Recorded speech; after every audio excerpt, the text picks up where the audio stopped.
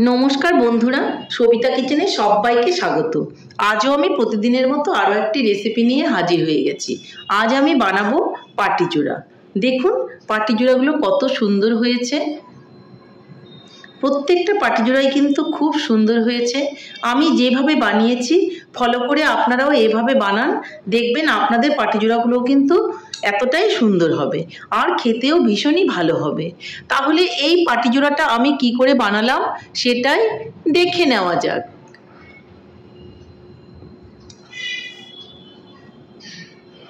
পাটিচূড়া বানাতে গেলে প্রথমেই কিন্তু চালের গুঁড়ো নিয়ে নিতে হবে। আমি চালের গুঁড়ো নিয়ে নিয়েছি।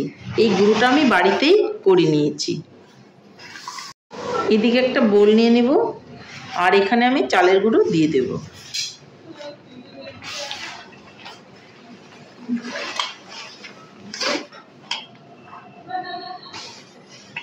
চালের গুঁড়োটা আমি নিয়ে নিয়েছি আর এর মধ্যে দিয়ে দেবো একটু ময়দা। ময়দা অবশ্যই দেবেন, তাহলে কিন্তু পিঠেটা খুব ভালো উঠবে। দিয়ে দিলাম একটু ময়দা।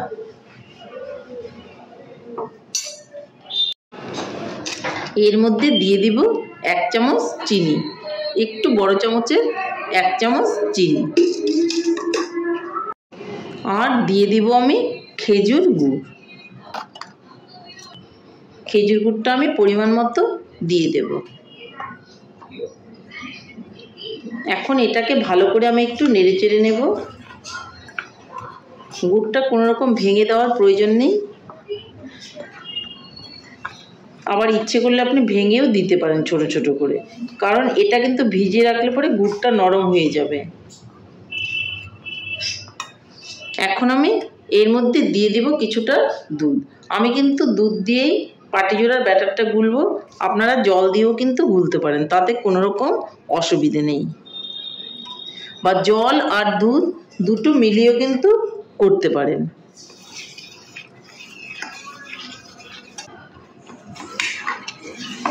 দেখুন আমি কিন্তু চিনি আর গুড় ময়দা চালের গুঁড়োর সঙ্গে মিলিয়ে দিলাম। এটা আমি আর বেশি লুজ করব না, কারণ এটা কিন্তু গুড়গুলো গলে আর চিনিটা গলে লুজ হয়ে যাবে। তাহলে এটা আমি 2 ঘন্টার জন্য ঢেকে রেখে দেব। 2 ঘন্টা পর আমি ফিরে আসব।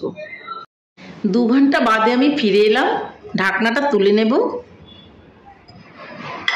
আর হাত দিয়ে কিন্তু আমি এটাকে মেখে মিলিয়ে নেব। দেখুন উপরে একটা চিনি আর গুড় গলে পাতলা জলের মতো হয়ে আছে। এটাকে আমি ভালো করে হাত দিয়ে মিলিয়ে নেব।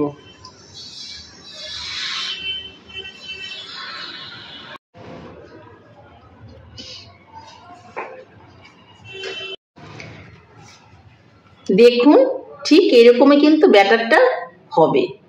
এখন আমি চলে যাচ্ছি নেক্সট স্টেপে। পাটিচূড়ার ভেতরে দেওয়ার জন্য আমি দেখুন একটু ক্ষীর বানিয়ে রেখেছিলাম। এটা আমি ঘরে বানিয়ে রেখেছি, কোনো রকম কিনে নিয়ে আসিনি। তাহলে এখন চলে যাচ্ছি আমি নেক্সট স্টেপে। এদিকে আমি উনানে একটা কড়াই বসিয়ে দিয়েছি। আমি একটা লোহার কড়াই বসিয়ে দিয়েছি আর তাতে তেল মেখে দিয়েছি। আপনারা ইচ্ছা করলে প্যানেও করতে পারেন, কিন্তু আমি একটা লোহার কড়াই নিয়ে নিয়েছি। কড়াইটা আমার গরম হয়ে গেছে। এখন আমি এর মধ্যে এই ব্যাটারটা আমি 1 চামচ দিয়ে দেব। দিয়ে কিন্তু আমি এটাকে একটু ঘুরিয়ে দেব।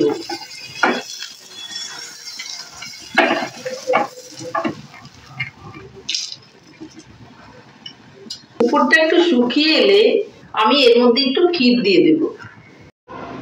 এদিকে আমি উনানে একটা প্যান বসিয়ে দিয়েছি আর একটা বেগুনের বুটো কেটে নিয়ে ওটা দিয়ে একটু আমি তেল লাগিয়ে দিচ্ছি তাওয়াতে।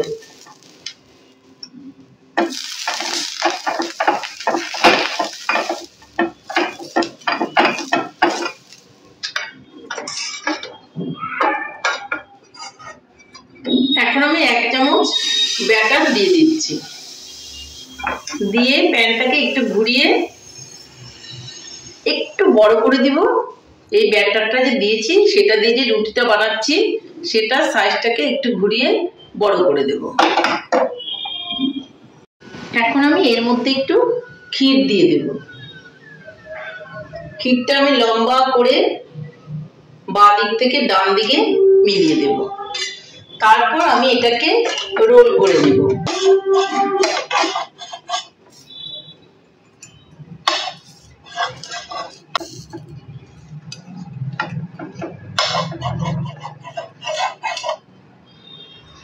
দেখুন একটা পিঠে কিন্তু আমার হয়ে গেল। এই যে নামিয়ে নিচ্ছি। আপনারা যদি বেগুনের বুটো ইউজ না করেন তাহলে কিন্তু আপনারা এভাবে একটু তেল দিয়ে দিতে পারেন, চামচ দিয়ে তেলটা ছড়িয়ে দিয়ে একটু ব্যাটার দিয়ে দেবেন। ব্যাটারটা দিয়ে এটাকে একটু ঘুরিয়ে বড় করে দিতে হবে, মানে আপনি যে সাইজের বানাবেন সেই সাইজেরই কিন্তু করে দিতে হবে। উপরটা দেখুন শুকিয়ে এসছে। এখন আমি ক্ষীর দিয়ে দেব। ঠিক এপাশ থেকে ওপাশ এরকম করে দিয়ে দেব। তাহলে পুরো পাটিজোড়াটার মধ্যেই কিন্তু আমরা ক্ষীর পেয়ে যাব। এই যে আমি এটাকে এখন রোল করে দেব।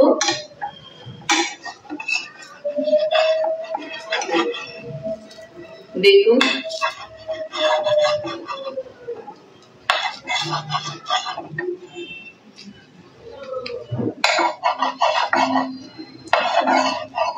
খুব সুন্দর করে কিন্তু পাটিজোড়াগুলো উঠে যাচ্ছে। এইভাবে শীতের দিনে নলেন গুড়ের পাটিজোড়া খাবেন, দেখবেন ভীষণই ভালো লাগবে। একটু তেল আমি চামচ দিয়ে দিলাম। এখন আমি 1 চামচ ব্যাটারটা দিয়ে দেব।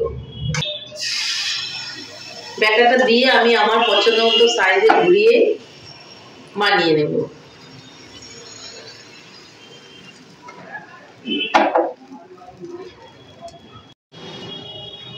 উপরটা দেখুন শুকিয়ে এসছে।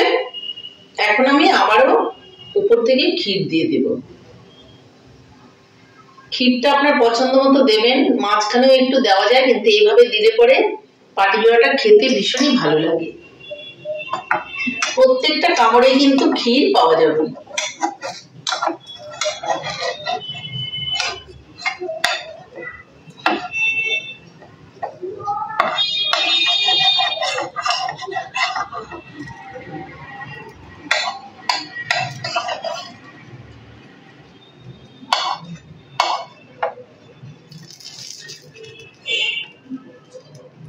আরো একটা পাটিজোড়া দেখুন হয়ে গেল।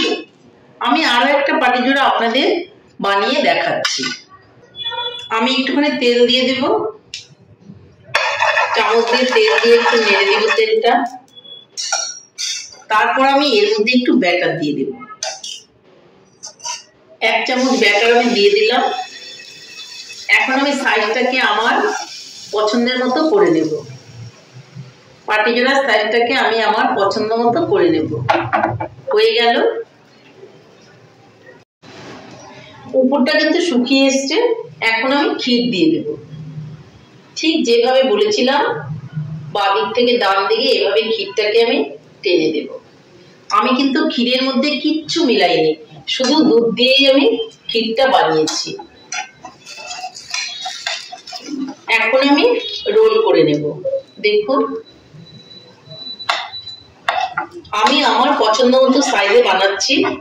আপনারা আপনাদের পছন্দ মতো সাইজে কিন্তু পাটিজোড়াগুলো বানিয়ে নেবেন। আপনারা ইচ্ছে করলে চিনি দিয়েও বানাতে পারেন, কিন্তু এখন শীতকাল গুড় দিয়ে বানালে খেতে ভীষণই ভালো লাগে। তাহলে আরো একটা পাটিজোড়া আমার হয়ে গেল। এইভাবে আমি সবগুলো পাটিজোড়াই কিন্তু বানিয়ে নেব। সবগুলো পাটিজোড়া কিন্তু আমার হয়ে গেল। উনানটাকে আমি অফ করে দেব। তাহলে বন্ধুরা ফাইনালি আমার পাটিজোড়া কমপ্লিট হয়ে গেল। আমার রেসিপিটা কেমন লেগেছে? আমার রেসিপিটা যদি আপনাদের ভালো লাগে তাহলে লাইক, শেয়ার, কমেন্ট করতে ভুলবেন না। আর আপনি যদি আমার চ্যানেলের নতুন বন্ধু হয়ে থাকেন তাহলে চ্যানেলটা সাবস্ক্রাইব করার অনুরোধ রইল। পাশে থাকা বেল আইকনটি প্রেস করে রাখুন আমার নিত্য নতুন রেসিপির আপডেট পেতে। তাহলে আর দেরি কেন, ঝটপট এভাবে বানিয়ে ফেলুন পাটিজোড়া আর খান, খেয়ে বলুন কেমন হয়েছে। নমস্কার, ভালো থাকবেন, সুস্থ থাকবেন, আবার দেখা হবে আরও একটি রেসিপির সঙ্গে।